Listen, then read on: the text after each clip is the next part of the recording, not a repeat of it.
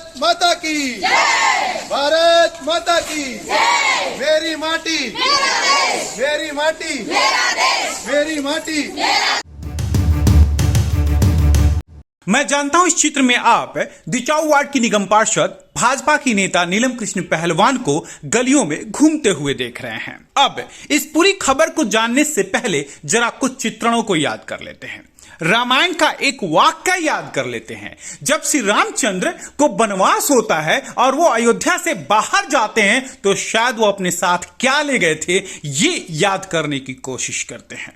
उन्होंने मिट्टी का एक टुकड़ा लिया था और जिसमें वह अपने राष्ट्रीयता और राष्ट्र प्रेम की भावना, अयोध्या के प्रति समर्पण की भावना को दर्शाया था। कुछ ऐसा ही माहौल रहा आज नजफगढ़ विधानसभा में। इस चित्रण में किसी राजनेता के रैली की चर्चा नहीं की जाएगी। इस चित्रण में किसी पार्टी की बात नहीं की जाएगी। इस चित्रण में बात उस मिट्टी की जाएगी जिसकी अहमियत राष्ट्र का एक एक व्यक्ति और राष्ट्र प्रेमी ही समझता है। तभी तो आज मेरी माटी और मेरा देश की चर्चा की जा रही है। लेकिन इस मिट्टी के महत्व को समझना और बेहद जरूरी है। दरअसल में दिचाऊ वार्ड की निगम पार्षद और भारतीय जनता पार्टी की नेता नीलम कृष्ण पहलवान पिछले कई दिनों से दिचाऊ वार्ड की तमाम गलियों में घूम रही हैं और उन गलियों में भ्रमण के दौरान लोगों से एक कलश में मिट्टी जमा कर रही हैं। अब इस मिट्टी का तात्पर्य और अर्थ क्या है इसको समझना बेहद जरूरी है। इस मिट्टी से शहीद स्मारक बनाए जाएंगे और उन शहीदों को नमन किया जाएगा जिन शहीदों के बदौलत आज स्वतंत्रता की बातें करते हैं। यह सच है कि भारत का हर नागरिक अपने शहीदों का अभिनंदन करता है। यह सच है कि भारत का हर नागरिक अपने सैनिकों के प्रति सम्मान का इजहार करता है और यही तो अब एकता और अखंडता के प्रतीक के रूप में एक प्रतीकात्मक स्वरूप दिया जा रहा है जिसके तहत मेरी माटी मेरा देश कार्यक्रम का आयोजन किया जा रहा है। और भला जब ऐसे आयोजन हो तो इसमें उत्साह क्यों न दिखे, और वो भी खासकर जब नीलम कृष्ण पहलवान के साथ उनके समर्थक और उनके चाहने वाले कलश यात्रा में हो। वैसे तो चुनाव प्रचार के दौरान या अमूमन गलियों में राजनेताओं को घूमते हुए आसानी से देखा जा सकता है, लेकिन हर भ्रमण का एक अलग अलग महत्व होता है। नीलम कृष्ण पहलवान भी इस भ्रमण को बखूबी जानती थी कि इसका महत्व क्या है। दिल्ली ब्रेकिंग की टीम से बातचीत करते उन्होंने साफ साफ कहा कि यह सैनिकों के सम्मान की बात है और सम्मान एक शब्द नहीं जबकि पूर्ण वाक्य है। अनुज जी, सबसे पहले तो आपका मेरे लक्ष्मी विहार में मेरी पूरी मातृ शक्ति के साथ आपका तहे दिल से बहुत बहुत हार्दिक स्वागत है। और आज हिंदी दिवस भी है तो उसकी भी आपको बहुत बहुत हार्दिक शुभकामनाएं।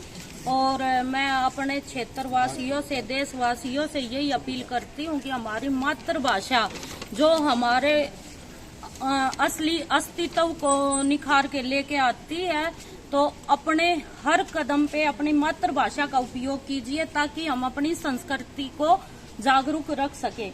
इसी के साथ साथ मोदी जी के आह्वान पर हर घर माटी का अभियान चलाया गया है। आज इसका 13वां दिन है और 15 दिन तक ये अभियान चलेगा। आज 13वें दिन के उपलक्ष्य में मैं अपनी लक्ष्मी विहार की मातृ शक्ति के साथ मैंने ये अभियान शुरू किया है। और ये जो घर घर माटी है ये कर्तव्य पथ पर अमृत वाटिका बनाई जाएगी। जिन शहीदों ने अपने देश के लिए बलिदान दिया है, तो किसी की मांग सुनी हुई है, किसी का भाई गया है, किसी की माँ की कोख उजड़ी है, तो उनको इतिहास में हमेशा के लिए दर्ज करने के लिए जो ये मातृ शक्ति घर घर सहयोग दिया, चाहे माटी के रूप में, जिस घर में माटी नहीं है चावल के रूप में, तो 36 बिरादरी को मजबूत बनाने के लिए ये जो सराहनीय कदम मोदी जी द्वारा उठाया गया है, आज इसका हम सब मिलकर अपने मंडल अध्यक्ष के साथ संचालन का 13वां दिन कर रहे हैं। कितना बड़ा कदम मानती हैं ये, क्योंकि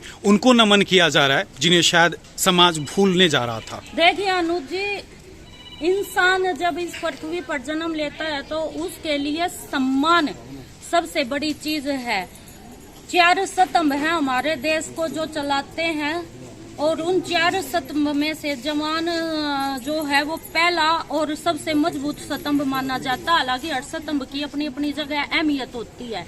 आज उस स्तंभ के लिए मोदी जी द्वारा सैकड़ों नेता आए, सैकड़ों पार्टी आई गई, लेकिन किसी ने भी इस बात को इतिहास में वर्णनीय करने के लिए कोई कदम नहीं उठाया गया। तो मैं तहे दिल से मोदी जी का बहुत बहुत और हमारे एमपी साहब प्रवेश वर्मा का भी तहे दिल से धन्यवाद करती हूँ। जिन्होंने इस अभियान को जन जन तक पहुंचाने का काम किया। और 36 बिरादरियों के घर से जब माटी आएगी तो देश में भाईचारा, प्यार, प्रेम का संदेश अपने आप पहुंचेगा। डिचाऊ वार्ड में पहले भी शहीदों के स्मारक हैं?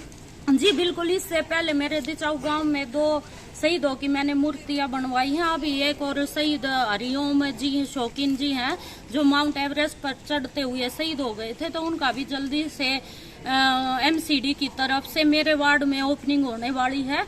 तो हमेशा से मेरा वार्ड शहीदों के काम में बढ़ चढ़ कर हिस्सा लिया है। इसी के साथ साथ हमारे अनाथ आश्रम है प्रेम धाम, उसमें भी शहीदों की प्रतिमा स्थापित की हुई है। डिचाऊ वार्ड के मंडल अध्यक्ष विक्रम तहलान भी इस मौके पर मौजूद है। दिल्ली ब्रेकिंग की टीम से बातचीत करते हुए उन्होंने कहा कि नजफगढ़ विधानसभा का सबसे बेहतरीन वार्डों में से एक है डिचाऊ वार्ड, क्योंकि हर कार्यक्रम को बेहतरीन ढंग से डिचाऊ वार्ड करना ही जानता है। शहीदों को हम जितना नमन कर सकते हैं, जितना उनके लिए कर सकते हैं, वो उतना ही कम है, क्योंकि उन्होंने सबसे बड़ी शहादत देश के लिए दी है। और उसी शहादत को हर घर तक पहुंचे, याद रहे, हर बच्चा जाने कि उस शहादत की अहमियत क्या है। राष्ट्र निर्माण में, देश के निर्माण में, देश की स्वतंत्रता में कितने लाखों लोगों ने अपनी शहादत दी है। तो उन्हीं शहीदों को हम नमन करते हुए मेरी माटी मेरा देश कार्यक्रम चला रहे हैं, जिसके विभिन्न स्वरूप हैं। अभी हमारे ही वार्ड में दीपक विहार में एक पार्क है, उसमें भी उनकी शहीदी शिला का अनावरण किया गया है डीजे के द्वारा। और अभी हर घर से माटी लेके हम उसको अमृत वाटिका के निर्माण में सहयोग के रूप में हम भेजेंगे। और कोशिश है कि हमारे वार्ड के कोई घर छूटे ना, हर घर से हम मिट्टी लें, और ताकि हर घर को ये लगे कि मेरे घर की मिट्टी भी उस वाटिका में गई है और मेरा भी सहयोग उस वाटिका में है जो शहीदों के। इन चित्रणों को देख करके लता मंगेशकर का वो गाना आंखों के सामने आ गया। ऐ मेरे वतन के लोगों, जरा आंखों में भर लो पानी, जो शहीद हुए हैं उनकी जरा याद करो कुर्बानी। जब घायल हुआ हिमालय, खतरे में पड़ी आजादी, जब तक थी सांस लड़े वो, फिर अपनी लाश बिछा दी। शहीदों को सम्मान, शहीदों को नमन, और उन्हें सम्मान दिलाने वाले इस कारवां का भी अभिनंदन। दिल्ली ब्रेकिंग के लिए अनुज मिश्रा की रिपोर्ट।